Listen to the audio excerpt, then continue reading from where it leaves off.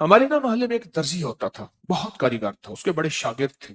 اصل وہ بکھر کا تھا، یہاں روزی روٹی ملی تو وہیں آ گیا، پرانے شہر میں رہتا تھا۔ تو وہاں اس کے ساتھ ایک عجیب معاملہ تھا، وہ جس دکان پہ بھی بیٹھتا، ساری عمر گھر بھی کرائے کا تھا، اس کی دکان بھی کرائے کی، اور ساری عمر ایسی گزری۔ جس دکان پہ بیٹھتا تھا، جس دکان پہ بیٹھتا تھا وہ اس دکان وہ کیا کرتا تھا، ویران دکان ڈھونڈتا تھا جس کی دکان کرائے پہ نہیں ہوتی تھی۔ غور طلب بات ہے، عجیب بات بتا رہا ہوں، یہ میرے دیکھے واقع ہیں۔ وہ ہمارے پڑوس میں کوئی 30 سال رہا، تقریباً 30 سال رہا۔ وہ ویران دکان لیتا تھا، نامور اتنا تھا کہ استاد کو آ کے دنیا ڈھونڈتی تھی جب وہ گلی کے کونے میں جہاں بیٹھ جائے، اتنا کاریگر تھا۔ ویران دکان ڈھونڈتا تھا جس دکان کو کوئی نہیں لیتا تھا، پھر لکھواتا تھا کہ میں اتنے سال تک نہیں اٹھائے گا، وہ خوشی سے لکھ کے دے دیتا تھا کیونکہ اس کو تجربہ تھا، اس کو نہیں تھا۔ اتنے اور بڑے بڑے طاقتور لوگوں کی گواہیاں ڈلواتا تھا کہ کل کو مجھے اٹھائے گا، کیونکہ میں کیسے اٹھاؤں گا، میری دکان کرائے پہ نہیں جاتی، تو مجھے کرایہ دے رہا، اتنے عرصے سے میری دکان بند پڑی ہے، میں کیسے اٹھاؤں گا؟ کہہ رہے نہیں، وہ تو مجھے اٹھائے گا، پتہ ہے مجھے۔ بڑے بڑے لوگوں کی گواہیاں ڈلواتا تھا،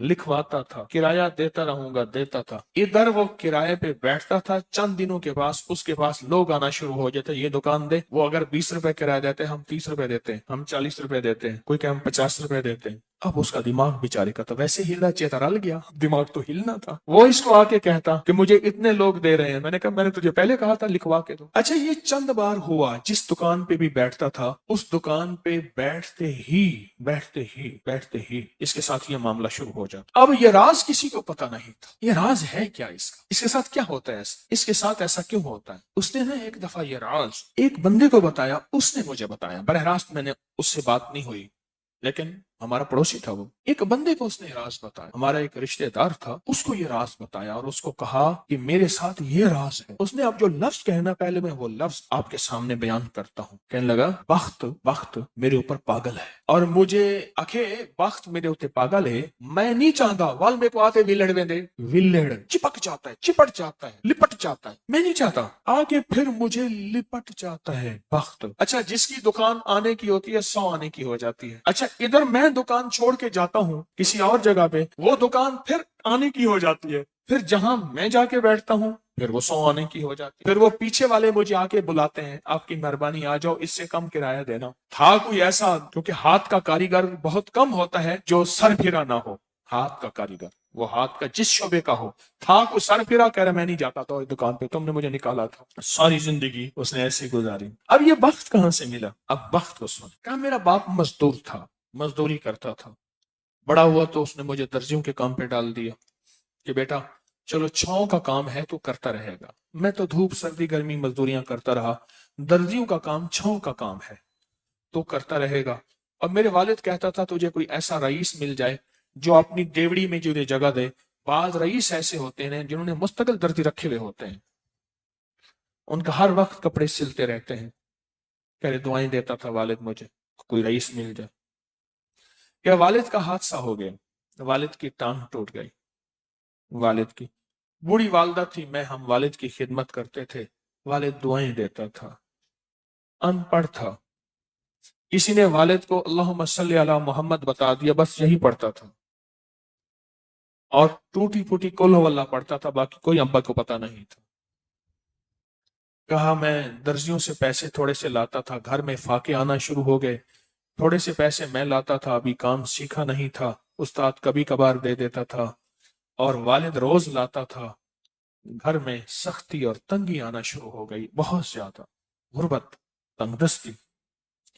ہماری ایک پھوپھی تھی، کہیں دور رہتی تھی، بہت بوڑھی تھی، والد سے بھی بڑی تھی، وہ آ کے ہمارے گھر اس نے قیام کر لیا کہ تمہارے والد کی خدمت کروں گی۔ اس کے بیٹے اسے ٹھوکریں مارتے تھے اور اس کی عزت نہیں کرتے تھے، وہ پھر گھر آ گئی۔ اب میری ماں مجھے دیکھے، میں اپنے دیکھوں، ماں نے کہا بیٹا آ گئی ہے، اس کی بھی خدمت ساتھ کرنی ہے۔ اب پھوپھی نے، ایک پھوپھی بوڑھی ابے سے بڑی، ایک والد معذور، بوڑھی والدہ، اور بہت سارے بہن بھائی۔ کہا کہ کئی راتیں ایسی گزرتی تھی، میں اور میری ماں نہیں کھاتے تھے، فاقوں میں سوتے تھے، پھوپھی کو کھلاتے تھے۔ کہا پھوپھی کھاتی بہت تھی، کھاتی بہت تھی، آپ بچوں کا سب کچھ کھا جاتی تھی، سارا اپنا بھی کھا جاتی تھی، کھاتی بہت تھی پھوپھی۔ کہا اس سے چھینتے تھے تو پھوپھی لڑنے پہ آ جاتی تھی. ایک گھر میں عجیب کشمکش تھی. کہا ان سختیوں تلخیوں میں ان کی خدمت کرتا رہا، باپ کی ماں کی خدمت کرتا رہا، حتیٰ کہ والد پتہ نہیں کتنے سال کہے مجھے بھول گئے، فوت ہو گئے. اور پھپھی نے کے دل میں یہ بات آئی کہ ہم نے والد کو زہر دیا. اس نے سارے جہان کو کہنا شروع کیا کہ انہوں نے والد کو زہر دے دیا، میرے بھائی کو مار دیا. گھر میں روٹی بھی کھاتی تھی، بچوں سے چھین کے بھی کھاتی تھی، چوری چھپے بھی کھاتی تھی، دن رات بھی کھاتی تھی، ہمیں برا بھلا بھی کہتی تھی، لوگوں کے ہاں شکوے بھی کرتی تھی. پھوپھی نے جینا حرام کر دیا. کہا میری ماں کہتی تھی بیٹا کوئی بات نہیں، برداشت کرو. برداشت کرتے کرتے پھوپھی بھی چلی گئی اور اس کو اللہ کی امانت کو اللہ کے سپرد کیا. اور پھر اب ماں رہ گئی. اب میں نے اپنی ساری توجہ ماں پہ ڈال دی. کہا اماں کیا کرتی، خالی چابی نہیں ہوتی ہے، چابی روٹی تو تھوڑی سی ہوتی تھی کھا لیتے تھے، خالی چابی ہاتھ میں ایسے لے کے نا کہتی اللہ اس کو اتنا بخت دے، اتنا بخت دے، اس کے ساتھ دھرتی لگے تو اس کو بخت دے، اس کے ساتھ سوئی لگے تو اس کو بخت دے، اس کے ساتھ دھاگا لگے تو اس کو بخت دے، اس کے کپڑے جو پہنے اس کو بخت دے، اس کو جو دیکھے اس کو بخت دے، اس کو جو اس کو دیکھے اس کو بخت. اما چھابی لے کے مانگتی تھی، روتی تھی، اور بعض اوقات چھابی میں اما کے بہت سارے آنسو ہوتے تھے. کہ بس یہ نظام چلتا رہا چلتا رہا. اما بھی گزر گئی. اب اس کے بعد پھر میں میرے بچے، اب جو بخت کے دروازے کھلے، میں جس کو دیکھتا ہوں اس کو بخت، جو میرے کپڑے پہنتا ہے اس کو بخت، جس سے سوئی خریدتا ہوں اس کو بخت، جس سے دھاگا خریدتا ہوں اس کو بخت، جس کی جگہ پہ بیٹھتا ہوں اس کو بخت. بخت جب بیدار تھا بدبخت آنکھیں سو گئیں. خیال کرنا ابھی بخت بیدار ہے، کہیں بدبخت آنکھیں سو نہ جائیں.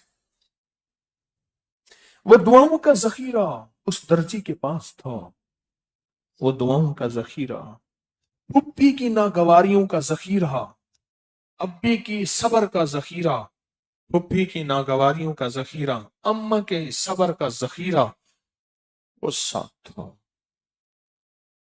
بس سہتا رہا چلتا رہا چلتا رہا. اللہ کے نام اعمال میں، اللہ کے نظام میں لکھا جاتا رہا. وہ تجھے کوئی دعائیں دے نہیں رہا، نہ دے، میرے نظام میں تو ان لوگوں میں ہے جن کے ساتھ دعائیں ملتی ہیں، جن کے ساتھ دعائیں لگتی ہیں، جن کے ساتھ دعائیں لپٹ جاتی ہیں، تو ان لوگوں میں. ہمیں دعاؤں کا ذخیرہ چاہیے، ہمیں دعائیں چاہیے کسی کی، ہم کسی کی دعاؤں میں آ جائیں. میرے حضرت فرماتے تھے نظر بد لگتی ہے نا کھا جاتی ہے، اس طرح اچھی نظر بھی لگتی ہے. تجھے کسی اللہ والے کی اچھی نظر لگ جائے، تجھے مرشد کی اچھی نظر لگ جائے، تجھے ماں باپ کسی درویش کی اچھی نظر لگ جائے، اور نظر تیرا کام بنا دے گی. جس طرح بری نظر کھا جاتی ہے، برباد کر دیتی ہے، اس طرح اچھی نظر آباد اور شاد کر دیتی ہے، باہ مراد کر دیتی. کہتا ہے اللہ میری ساتھ غیبی مدد عطا فرماتے ہیں سورۃ قریش کی وجہ سے. جی یہ اور فائدے بتا رہے ہیں کہ اللہ نے ان کے رزق میں وسعت کر دی، گھر بھی دیا. جی پیٹ اور ویٹ کم ہو گیا، وزن اور پیٹ کم ہو گیا. سورۃ قریش کتنے سال سے پڑھ رہے ہیں؟ کہتے ہیں میں 4 سال سے پڑھ رہا ہوں، مجھے 2 نفع ملے ہیں. ایک روحانی رزق ملا ہے، اور دوسرا جو کھانا کھاتا ہوں وہ عبادت پہ لگتا ہے، عبادت پہ لگتا ہے. بہت بڑی بات ہے. جی آپ بیان کریں، پیچھے والے مختصر بیان. ہاں جی ٹھیک بیٹھے. یہ نعمتیں ہیں اللہ کے نام کی، میری دوائی نہیں ہے میں بیچ رہا ہوں کہ آپ کو کہہ رہا ہوں ہاں بھی کون کو کیا فائدہ ہوا اور اس کے بعد میری دوائی کی سیل لگ جائے گی. یہ اللہ پاک کے نام کی عظمتیں میں آپ کے سامنے بیان کر رہا ہوں کہ جو اللہ کے نام کو عظمت سے لیتا ہے، وقار سے لیتا ہے، شان و شوکت سے لیتا ہے. اللہ اپنے نام کی عظمت، اپنے نام کا وقار اس کو دیتے ہیں، اور اس کا نفع دیتے ہیں، اور اس کا فائدہ دیتے ہیں. یہ حقیقت ہے. اگر اللہ بہت کریم ہے اور بندے کو اللہ پاک ضائع نہیں کرتے، بہت کریم ہے. جتنی اللہ کی عظمت کو بیان کریں گے، اللہ کی بڑائی کو بیان کریں گے، اللہ کے وقار اور شان و شوکت کو بیان کریں گے، اللہ اپنے غیب کے خزانے سے نسلوں کو دیتا چلا جائے. میرا ایک مشورہ ہے، سورۃ قریش کا آپ نے اہتمام کیا اور کیا، لیکن میری درخواست یہ ہے صبح شام کم از کم سورۃ قدر 3 بار اور سورۃ کوثر 3 بار. یہ وبائی بیماریوں کے لیے، یہ شوگر کے لیے، یہ لا علاج بیماریاں، ہیپیٹائٹس ہے، شوگر ہے اور اس قسم کی بیماریوں کے لیے بہت زبردست چیز ہے اور بے مثال با کمال چیز ہے، اور زندگی میں بہت کمال چیز، بہت کمال چیز۔ وبائی بیماریاں، لا علاج بیماریاں، جن بیماریوں کے اندر انسان تھک گیا، بیماریوں کا تذکرہ ہوا تو ایک اور تحفہ دیتا ہوں۔ مری کی رنگ روحانی منزل کا انتقال ہونا تھا تحصیلدار کی عدالت میں اپنے ایک مخلص کے ساتھ دھوپ میں بیٹھا ہوا تھا۔ نیچے دیکھا میں نے ڈھلوان میں ایک بابا جی ہیں، کانپتے ہاتھوں کے ساتھ یہ لنڈے کے کپڑے جرسیاں دیوار سے لٹکا رہے ہیں بیچنے کے لیے، اور نیچے برتن رکھے ہیں، فی برتن 10 روپے 50 روپے 20 روپے اس طرح کے برتن رکھے ہیں۔ تو میں دیکھتا رہا ہوں کہ یہ منظر کہ وہ معذور آدمی ہے، مجبور ہے۔ میرے ایک ساتھ میرے ساتھ تھے مقامی مری کے، میں نے چند ہزار روپے نکال کے اسے دیے۔ میں نے کہا بازار سے جا کے چنے لے آؤ ایسے جو چھلکا سمیت بھنے ہوئے ہیں، اور ساتھ منقہ لے آؤ، بڑی کشمش منقہ، بس یہ 2 چیزیں لے آؤ، ہم وزن لے آؤ۔ اچھا وہ لے آیا، میں نے وہ دونوں چیزیں لیں اور بابا جی کے پاس گیا۔ میں نے کہا بابا جی کیا تکلیف ہے؟ کہنے لگے یہ تکلیف بہت پرانی ہے، علاج نہیں کیا، کہا بہت مہنگا علاج ہے، مجھ سے نہیں ہو سکتا۔ میں نے پہلے اپنا دانستہ تعارف کرایا، میں نے کہا تعارف نہ کراؤں گا تو بابا کس چیز کی عظمت نہیں لے گا، اللہ اپنی تعارف کرا کے اپنی عظمت، اپنے حبیب کا تعارف کرواتا ہے اللہ۔ میں نے کہا میں حکیم ہوں، اور میں نے دانستہ کہا بابا جی بڑا مشہور حکیم ہوں، اپنے منہ میاں بٹھو، پتہ نہیں میرا جذبہ کیا تھا، میری نیت تو اللہ ہی جانتے ہیں، اور یہ میں نے آپ کے لیے نسخہ منگوایا ہے، آپ یہ کھا لیں، 1 مٹھی صبح، 1 دوپہر 1 شام، یہ کھانا بھی ہے، یہ دوا بھی ہے، یہ غذا بھی ہے، آپ کھا لیں۔ میں نے وہ بتایا، ان کو دیا، بڑا خوش ہوا کہ میں کھاؤں۔ میں نے کہا آپ کا یہ راشا، یہ اس وقت دنیا کی لا علاج بیماریوں میں ہے، کیا کہتے ہیں، پارکنسن کہتے ہیں، ہاں بہت لا علاج بیماریاں۔ لاہور کے ایک مشہور مٹھائی کی دکان ہے، ان کی برانچیں ہیں پورے ورلڈ میں، میرے پاس آئے، بات کرتے کرتے لپٹ جاتے تھے، ایسے ہاتھ ایسے کرتے لپٹ جاتے تھے، بات نہیں کر سکتے تھے۔ 2 ملازم تھے جو ان کو سنبھالتے تھے، وہ کہتے تھے دنیا کی تمام پھر کے میں آیا ہوں، کہیں اس کا علاج نہیں، منقہ اور چنے سے اس کا علاج ہو گیا۔ یہ آج کل اس کا موسم دھند ہے، سخت سردی ہے، دسمبر ہے، یہ موسم اس کا زبردست ہے، سارے موسم ہیں لیکن یہ موسم تو کمال موسم ہے۔ 1 مٹھی صبح شام کھا لیں، 1 مٹھی صبح نہار منہ ہی کافی ہے۔ ہاں کس کو بیماری ہے وہ صبح دوپہر شام کھائے، جس کو بیماری نہیں ہے وہ 1 وقت کی کھا لے تو 1 وقت بھی کافی ہے۔ اچھا سال ہر سال گزر گئے، کچھ عرصے کے بعد پھر وہیں جانا ہوا، ساتھ ہمارے ایک دوست رہتے ہیں خالد صاحب، ان کے ہاں خیال ہوا یہاں ایک بابا تھا جس کو میں نے منقہ اور چنوں کا وہ ٹوٹکا دیا تھا، ان کا پتہ کر لے۔ تو گیا تو بابا جی کی دکان وہی دیوار پہ لٹکے ہوئے کپڑے اور بیٹھے ہوئے تھے پتھر پہ سامنے، تو میں جا کے ساتھ بیٹھ گیا۔ میں نے کہا بابا میں وہی حکیم ہوں جس نے آپ کو وہ چنے اور منقہ دیا تھا۔ یقین جانیے بابا تو 18 سال کے جوان کی طرح ایسے اٹھا اور مجھے گلے لگایا۔ اچھا میں گلے لگ کے نا اس کے ہاتھوں اور باہوں اور بازوں کی گرپ سمجھ رہا تھا کہ اس کے اندر کتنی طاقت ہے۔ ٹھیک، اس سے پہلے مجھے بابے کا ہاتھ ملانا یاد ہے، مجھ سے ہاتھ ملا نا ایسے ہل رہے تھے، بابے کی گرپ تھی۔ میں نے کہا بابا زندہ باد ہو گیا تو، اور بابا جی بالکل ٹھیک تھے، اور مجھے اپنے پتھر پہ بٹھایا، وہاں بٹھایا، پھر ایک پرانی جرسی لے آئے، ٹھنڈا پتھر تھا، وہ نیچے بچھائی، خود ساتھ بیٹھے، بہت محبت کی، اور اس کی آنکھوں سے ممنونیت اور آنکھوں سے جو دعائیں میں دیکھ رہا تھا، آنکھوں کے اندر کی بے زبان دعائیں، بے زبان دعائیں، بے زبان دعائیں۔ بھائی بیٹھ جائیں، منت ہے بیٹھ جائیں۔ ایسا زبردست ٹوٹکا ہے، مغل میں سے ایک بادشاہ گزرے ہے، ابا جی احتیاطاً فوت نہیں ہو رہے تھے، احتیاطاً ابا جی فوت نہیں ہو رہے تھے، ابا جی فوت ہوں گے تو بادشاہ اگلے کو ملے گی، تو انہوں نے کیا کیا، ابا جی کو احتیاطاً قید کر دیا، قید کر دی۔ ایک بادشاہ گزرے ہیں، جب قید کر دیا اور خود بادشاہ بن گئے اور 50 سال حکومت کی، 50 سال۔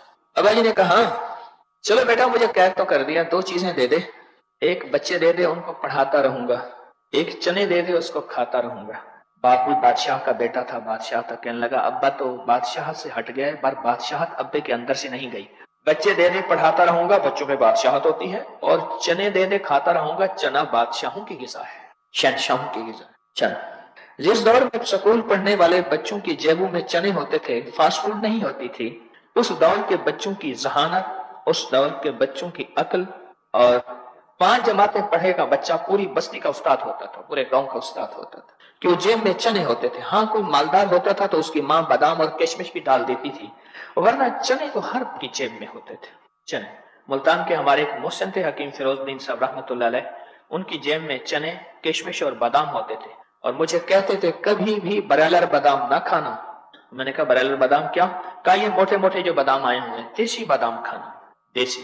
اچھا وہ ہاتھ میں کبھی نہیں دیتے تھے, کہتے تھے منہ کھولو, مٹھی بھرتے تھے منہ میں ڈال کے, آگے وہ ہاتھ رکھتے تھے, اب کہنے کہ اس کو منہ میں سیٹ کرو خود, سمجھ گئے, ایسے بھرا, ایسے منہ میں رکھا, اور بندہ کہتا تھا میرا منہ بھر گیا, کہنے لگا بعد میں بھی تو نے ہاتھ دے کے اس کو اندر سیٹ کرنا ہے, ابھی کر جلدی کر.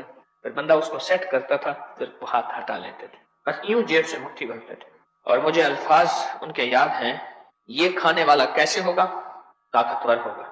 کہا میں سور کا شکار کھیلتا ہوں دلدل میں, وہ آگے میں پیچھے ہوتا ہوں, میلوں میں تھکتا نہیں ہوں, میرے پاس یہی ہوتا ہے اور گڑ ہوتا ہے. ایک دفعہ کہنے لگے آ حکیم آتے کو اپنی طاقت دکھاؤں والا, ایسے بازو کر لیا.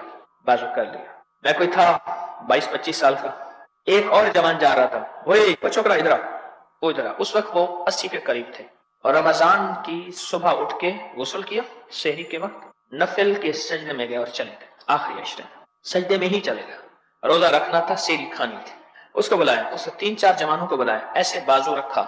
اب کہنے لگے سارے مل کے کوئی ادھر سے کھینچے, کوئی ادھر سے کھینچے, کوئی ادھر سے, میرا بازو ہلا کے دکھاؤ. ہوئے ان طاقت لگانے والوں میں بھی شامل. اللہ اکبر. حکیم فیروز الدین صاحب رحمۃ اللہ علیہ, یہ طاقت ایسے بازو ہے. کہنے لگا واہ جوان واہ, سارے بھاڑی ہوئے. بھاڑی جب سرائکی کا لفظ ہے, اس کے معنی ہے بزدل ہو, سارے بزدل.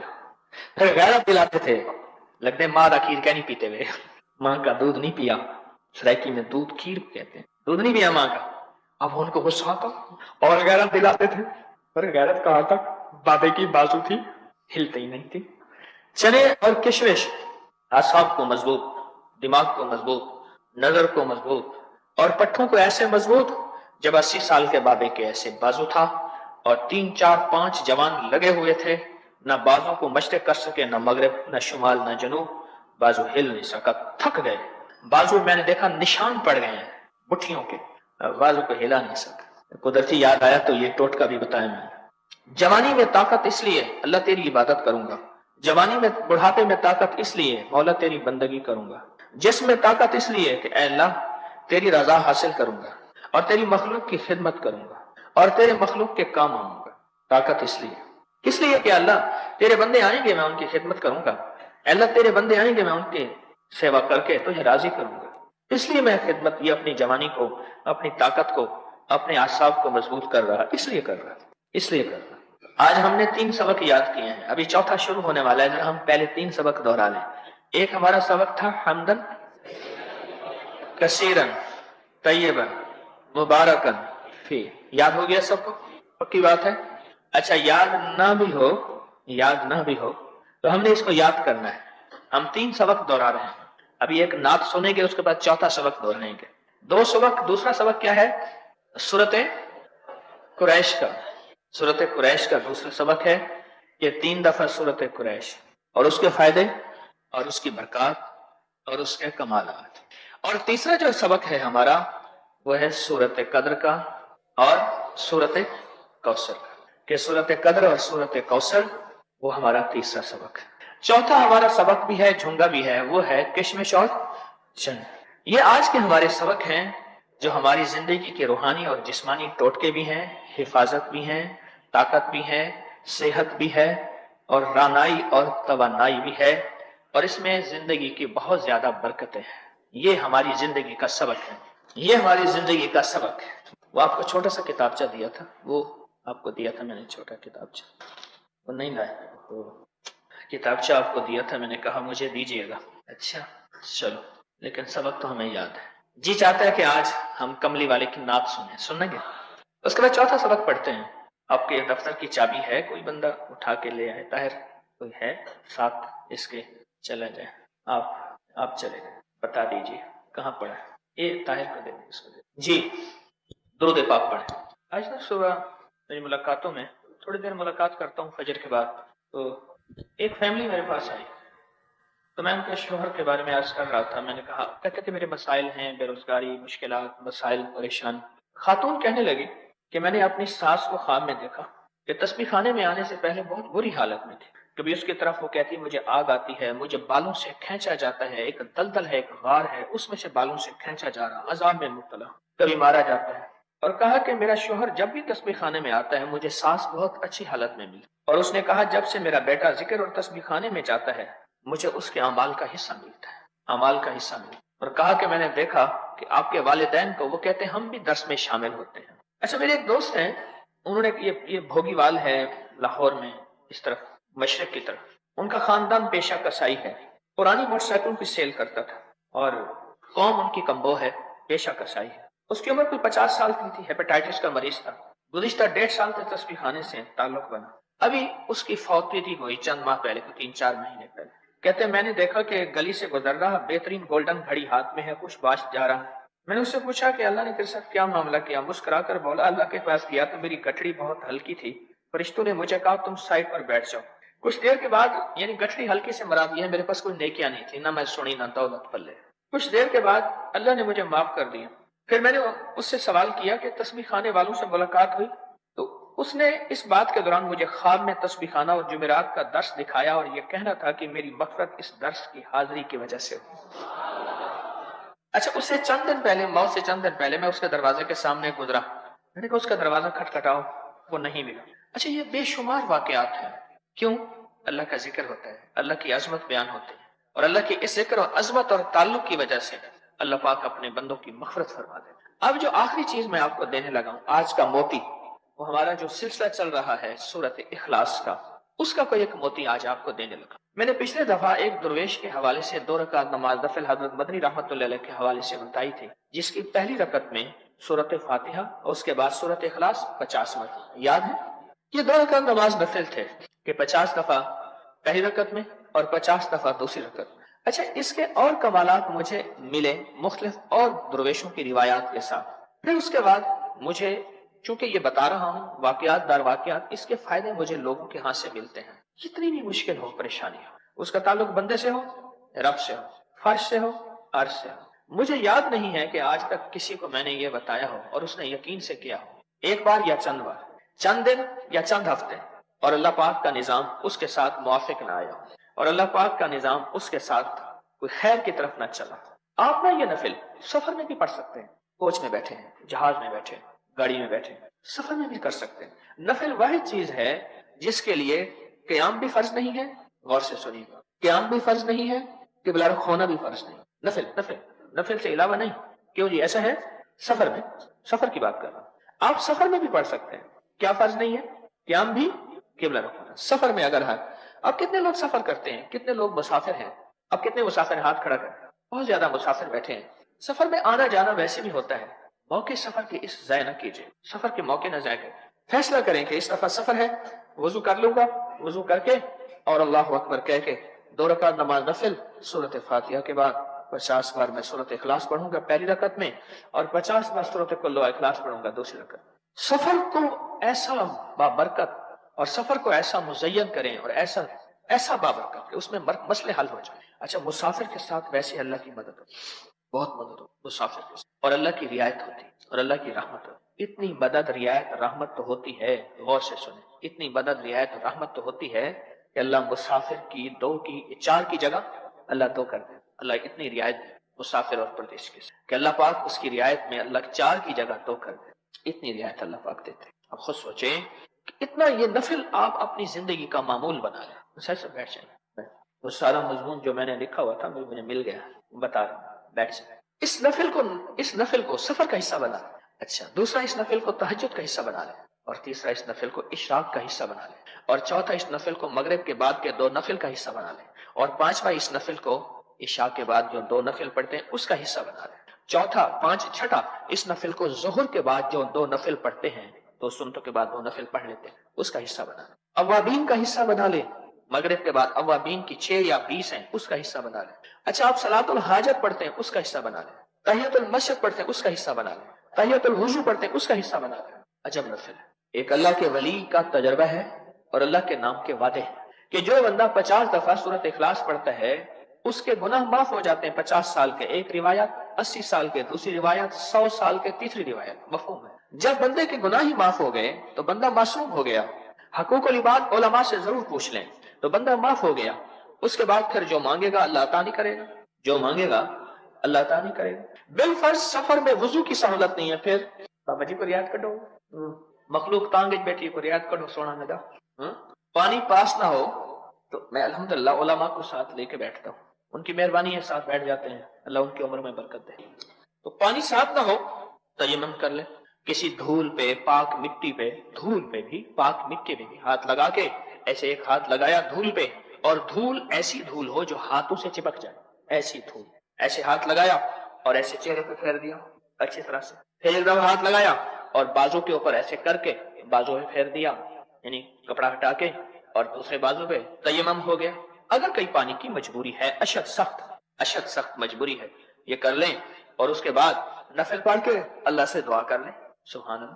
ایک صاحب مجھ سے کہنے لگے میں انگلینڈ جا رہا تھا، جہاز کا لمبا سفر ہے، جہاز اڑتا رہتا ہے، سفر مکتا نہیں ہے. انگلینڈ، امریکہ، یورپ، یہ ملک ایسے ہیں دور ہیں. مجھے کہنے لگا میں نے کہا کہ میں نے 300 رکعت نماز نفل پڑھی. ایک ٹکٹ والا آیا لینے والا ٹرین میں، اس نے بابا ٹکٹ دکھا، اس نے کہا 100 رکعت نماز نفل کا نیت کرتا ہے. اللہ اکبر. ہمارا پٹھان بیٹا خوش ہو گیا. چلو کسی طرح ہمارا تذکرہ تو ہوا یارا، کسی طرح ہمارا تذکرہ تو ہوا. 100 رکعت نماز میں 100 کو کیا سلور کہیں گے؟ سلو رکعت رہو ہوتے. اللہ. اب وہ کہ اس نے ٹکٹ والے نے کہا پتہ نہیں اس کی 100 کب ختم ہوگی، 100 کی کٹھی نیت باندھی ہے، حالانکہ اس میں ٹکٹ تھی، بغیر ٹکٹ کے نہیں تھا. تو کہنے لگا میں نے کہا میں نے 300 رکعت نفل پڑھنے ہیں، اور کہا کہ میں وضو کرتا تھا، اس میں جہاز میں وضو کی سہولت تھی، مختصر سے پانی سے وضو کر کے میں نے 300 رکعت نماز نفل پڑھی اور اللہ سے دعا کی. کہا کہ آپ کی مجھے ایک دعا یاد آئی کہ اللہ میں عرشوں میں تیرے اور قریب ہو گیا، فضاؤں میں، ہواؤں میں، اے اللہ دنیا کی ہواؤں اور فضاؤں میں. کہا کہ میں نے آپ نے جو دعا بتائی تھی وہی کہ وہی دعا کی. یا اللہ دنیا کی ہواؤں اور فضاؤں میں گناہ ہے، آلودگی ہے، نافرمانی ہے. اے اللہ تیری رحمت اوپر ہواؤں اور فضاؤں میں فرشتے ہیں اور تو ہے، کوئی نافرمانی نہیں، کوئی آلودگی نہیں. میں جو صحراؤں میں جاتا ہوں نا، آخری پٹی پہ لیکن جانی وہاں ایک سجدہ کر کے دیکھیں. آپ نہیں سوچ سکتے کہ اس سجدے کی کیا تاثیر ہے اور اس سجدے کی کیا طاقت. صحراؤں میں سجدہ آپ کر کے دیکھیں، اس سجدے کی کیا طاقت ہے. کیوں؟ وہ جگہ ہے، وہ سجدہ ہے جہاں گناہ نہیں ہے، نافرمانی نہیں ہے. جتنے انسان زیادہ ہوں گے اتنی نافرمانی زیادہ ہوگی، جتنے انسان نہیں ہوں گے اتنی نافرمانی نہیں. اور کہا کہ جب میں پہنچا اپنے اس ملک میں، جس ملک میں انگلینڈ میں جا رہا تھا، اور اترا تو میں نے محسوس کیا کہ سارے انگلینڈ میں نور ہی نور ہے. وہ مجھے کہنے لگا کیسے، وہاں تو نور آج تک نظر نہیں آیا. میں نے کہا وہ انگلینڈ کا نور نہیں تھا، تیری 300 رکعت نماز نفل کا نور، جو تیرے ارد گرد اللہ نے تجھے سجدوں میں، فضاؤں ہواؤں میں تجھے اللہ نے سجدوں کا وہ نور عطا فرمایا. ایک بات بتاؤ، بقول اللہ والے کے آگ قریب آ رہی ہے، نیچے والی آگ قریب آ رہی ہے. میری بات کو ذرا غور سے سنیے. اس آگ کو صرف سجدوں نے روکا ہوا ہے، سجدوں نے روکا. جتنے سجدے ہٹتے جائیں گے آگ نیچے والی اوپر آتے جائیں گے. نیچے ساری آگ ہے، گیس، کوئلہ، پیٹرول، ڈیزل، تارکول، جو جلنے والا نظام سارا ہے، جو ایٹم بم سارا ہے، وہ نیچے ہے یا نہیں ہے؟ کیا خیال یہ چیزیں نیچے سے نکالتے ہیں؟ جو بھی آگ ہے نیچے سے نکالتے ہیں نا، نیچے ساری آگ ہے، آگ. اس لیے قرآن کہتا ہے سجین جہنم نیچے ہے، علیین جنت اوپر ہے. نیچے ساری آگ ہے، اور آگ کو ایک چیز نے روکا ہوا ہے، وہ سجدوں. یاد رکھیے سجدوں نے روکا. جس میں سجدے کم ہوتے جائیں گے آگ اوپر بڑھتی جائے گی، آگ اوپر بڑھتی جائے گی، زمین گرم ہوتی جائے گی، پھل، سبزیاں، فروٹ، زمین کی فصلیں، پانی خشک ہوتا جائے گا، اور پھل، فروٹ، زمین کی آبیاریاں ختم ہوتی جائیں گی، آگ بڑھتی جائے گی. پھر موسم گرم ہوں گے، بڑے بڑے لاکھوں سال کی برفی، جمی ہوئی برف، گلیشیئر، وہ پگھلنا شروع ہوں گے، آگ بڑھتی جائے گی. اور آگ کو صرف ایک چیز ختم کر سکتی ہے اور نیچے کر سکتی ہے، وہ ہے سجدے. وہ سجدے ہیں. سورۃ قل هو اللہ کے یہ نفل اور سورۃ اخلاص کے یہ نفل، اس کو نہ چھوڑیں، بالکل نہ چھوڑیں. سفر کو اس سے بہترین پر لطف بنا لیں، اور سفر میں اس سورت کے اور نفل کو ایسا مزین کر لیں، ایسا آپ سوچ نہیں سکتے. آپ سفر میں اللہ سے کہیں مولا، تو مسافر کی دعا قبول کرتے ہیں. مولا تیری رعایتیں مسافر کے ساتھ ہیں، اے اللہ تیری محبتیں پردیسیوں کے ساتھ ہیں. یا اللہ میں سورۃ اخلاص کے نفل پڑھ رہا ہوں، تیرے ایک ولی نے مجھے بتایا، ایک اللہ کے ولی کی بات کر رہا ہوں، اپنی بات نہیں، ایک اللہ کے ولی نے مجھے بتایا کہ یہ پڑھو، جو مانگو ملے گا. اے اللہ تو مانگنے والوں کو دیتا ہے، بھیکاریوں کو دیتا ہے، اور اللہ دیتا ہے اور اللہ عطا کرتا ہے. سورۃ اخلاص پڑھنے والے کو ملتا ہے، اور سورۃ اخلاص پڑھنے والے کو حیرت انگیز طور سورۃ اخلاص پڑھنے والے کو ملتا ہے. جو ہے نا آپ کا، اس کو یہاں والے تھوڑا جانتے ہیں، فرشتے عرش والے زیادہ جانتے ہیں. حیران ہوئے، اسے بلایا، کہا ایسے ایسے مجھے جبریل نے تیرے بارے میں کہا ہے، تیرا کیا عمل ہے؟ یا رسول اللہ مجھے سورۃ اخلاص سے محبت ہے، مجھے سورۃ قل هو اللہ سے محبت۔ عرش والے زیادہ جان ایک درویش تھے، وہ لوگوں سے نا ادھار لے کے غریبوں کی مدد کرتے تھے، خود بھی دیتے تھے، پھر جب خود ختم ہو جاتا پھر لوگوں سے ادھار لیتے تھے، اور پھر آتا تھا تو چکا دیتے تھے۔ آخری وقت آ گیا بابا جی کا، ادھار لینے والوں کو پتا چلا کہ بابا تو جا رہا، پیچھے تو ہے ہی کچھ نہیں۔ اب جو آئے اس نے کہا جی بابا جی میرے اتنے پیسے ہیں، کہہ رہا ہاں میں دیتا ہوں بیٹھو۔ یہ بات کہے اور بابا جی کو بے ہوشی چاہ جائے، غشی میں چلے جائیں، سکرات لگی ہوئی تھی، موت و حیات کی کشمکش تھی، سارے پریشان تھے۔ بابا جی کو ہوش آیا تو گلی میں ایک بچہ کوئی میٹھی چیز بیچ رہا تھا، کوئی حلوہ کوئی مٹھائی، میں اس کو بلاؤ۔ اس کو بلایا اور اس کو بلا کے کہا کیا ہے یہ؟ کہا کتنے کی ہے؟ کہا سب کو بانٹ دے۔ خوش ہو گیا، میری ایک پل میں ساری چیز بک گئی۔ تو اس نے کہا پیسے؟ کہا یہ بھی بیٹھے ہیں تو ہی بیٹھ جا یا مولا۔ اس نے پوچھا یہ کیا بات ہے؟ اس نے کہا بابا جی نا سخی ہیں اور خود بھی سخاوت کرتے ہیں، پیسے ختم ہو جائے پھر لوگوں سے ادھار لے کے غریبوں کی مدد کرتے ہیں، بابا جی کے جانے کا وقت ہے، ہم سب لینے والے ہیں۔ ہاں انہیں یہ کیا بنا میرا بچہ؟ پہلے تو بہت جوان پہلے تو بیٹھا رہا، اس کا رونا شروع ہو گیا، سسکیاں لے کے روتا رہا روتا رہا روتا رہا۔